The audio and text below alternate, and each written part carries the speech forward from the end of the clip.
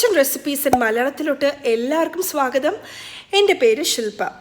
ഇന്ന് ഞാൻ നിങ്ങൾക്ക് ഷെയർ ചെയ്യാൻ പോകുന്ന റെസിപ്പിയാണ് നെല്ലിക്ക ചമ്മന്തി.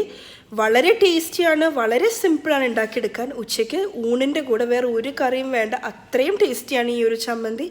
അപ്പോൾ ഇതിൻ്റെ ലിസ്റ്റ് ഓഫ് ഇൻഗ്രീഡിയൻസ് താഴെയുള്ള ഡിസ്ക്രിപ്ഷൻ ബോക്സിലും ഞാൻ ഇട്ടിട്ടുണ്ട്. ഞാനിവിടെ 3 മീഡിയം സൈസ്ഡ് നെല്ലിക്കയാണ് എടുത്തിരിക്കുന്നത്. നന്നായിട്ട് കഴുകിയതിന് ശേഷം കുരുവെല്ലാം കളഞ്ഞ് ചെറിയ കഷ്ണങ്ങളാക്കി അരിഞ്ഞെടുത്തിരിക്കുന്നതാണ്. ഇതിൻ്റെ കൂടെ തന്നെ ഏകദേശം 3 ടേബിൾ സ്പൂൺ തേങ്ങ ചുരണ്ടിയതും എടുത്തിട്ടുണ്ട്. അതിൻ്റെ കൂടെ കുറച്ച് കറിവേപ്പില എടുത്തിട്ടുണ്ട്. 4 ചുവന്നുള്ളിയുണ്ട്, തൊലിയെല്ലാം കളഞ്ഞ് എടുത്തു വെച്ചിരിക്കുന്നതാണ്. പിന്നെ 2 പച്ചമുളകും എടുത്തിട്ടുണ്ട്.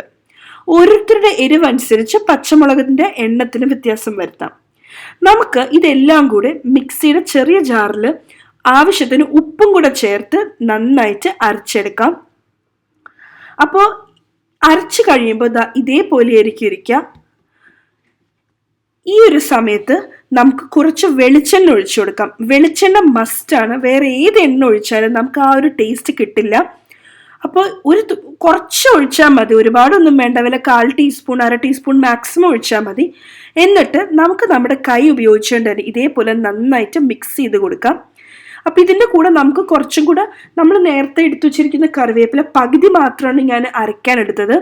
ബാക്കിയുള്ളത് ഇതിൻ്റെ കൂടെ ഇട്ട് നമുക്ക് കൈ കൊണ്ട് തന്നെ നന്നായിട്ട് മിക്സ് ചെയ്ത് കൊടുക്കാം.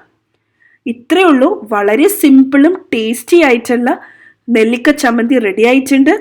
ചോറിൻ്റെ കൂടെ കഴിക്കാൻ വളരെ ടേസ്റ്റിയാണ്. നിങ്ങൾ എല്ലാവരും തീർച്ചയായിട്ടും ട്രൈ ചെയ്ത് നോക്കണം. നിങ്ങൾ ആദ്യമായിട്ടാണ് ഈ ചാനൽ വരുന്നതെങ്കിൽ താഴെയുള്ള red colour subscribe button click ചെയ്യാൻ മറക്കരുത്. അതിൻ്റെ തൊട്ടടുത്തിൻ്റെ ചെറിയൊരു ബെൽ ഐക്കൺ ഉണ്ട്, അതും കൂടെ ക്ലിക്ക് ചെയ്താൽ മാത്രമായിരിക്കും ഞാൻ എപ്പോൾ ഒരു പുതിയ വീഡിയോ അപ്ലോഡ് ചെയ്യുമ്പോഴും നിങ്ങൾക്ക് നോട്ടിഫിക്കേഷൻ കിട്ടൂ. നിങ്ങൾക്ക് ഈ വീഡിയോ ഇഷ്ടപ്പെട്ടിട്ടുണ്ടെങ്കിൽ തീർച്ചയായിട്ടും ലൈക്ക് ചെയ്യാനും ഷെയർ ചെയ്യാനും മറക്കരുത്. Thank you so much for watching. By.